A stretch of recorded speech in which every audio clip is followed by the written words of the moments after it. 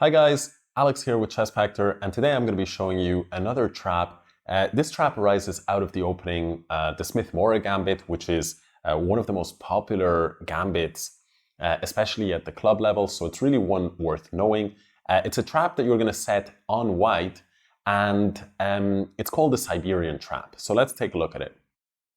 White begins with the move e4, and black plays the Sicilian. Now white plays pawn to d4, this so-called Smith-Morra Gambit, after the moves c takes d4 and c3 are on the board. Black accepts the gambit with d takes c3, and now white captures knight takes c3. The idea behind the Smith-Morra Gambit, of course, is that you get easy development, a nice situation in the center, and plenty of open lines. And white is hoping that this is enough compensation for the pawn that he has sacrificed. Black continues to develop with knight to c6, white plays knight f3, and here black plays pawn to e6. This move makes quite a lot of sense when you consider that white is going to put his bishop on c4 and target the black king. After the move pawn to e6, white plays bishop c4, and here black puts his queen on c7. White castles, and black now develops his knight to f6.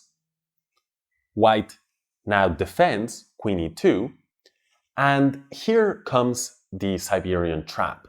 Now, one of the reasons why it's a good trap to be aware of is because in some Sicilians, when you have the queen on c7, which occurs in many Sicilians, for example, in the Taimanov, you can create this exact same trap, even if the position might be a little bit different, as long as you remember certain pieces are in the same squares, so you're going to have this particular idea. It begins with the move knight to g4. And this is actually a really dangerous move for white to deal with. And it's caught out literally thousands of players over the years, including, I should admit, myself on more than one occasion. In fact, I would say on more than 10 occasions in playing blitz chess and bullet chess, I found myself in this situation and I've fallen for this exact trap. So it's really worth knowing.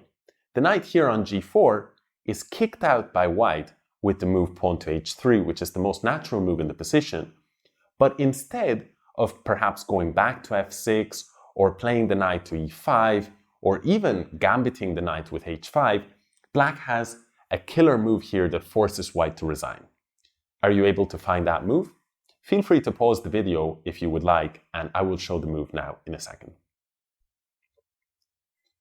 Okay, so the crushing move here for black is knight to d4.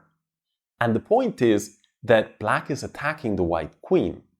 White cannot take the knight because black will deliver checkmate with queen to h2. If, on the other hand,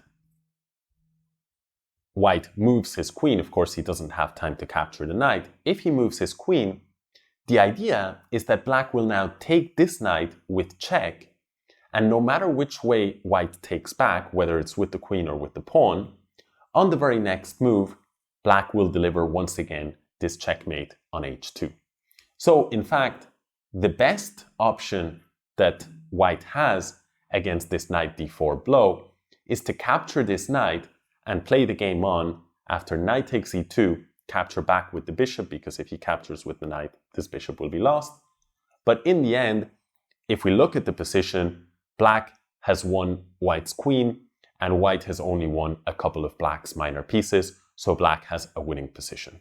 So really a very important trap to know. It's not so much about playing it only against the Smith-Morra, but it's this idea that if white ever has the queen on e2 and the knight on f3, and you're playing some kind of Sicilian where the queen on c7 hits at h2, you can set up the deadly threat of essentially overloading this knight on f3 by putting one knight on d4 that targets the knight and one knight on g4 that targets the point on h2.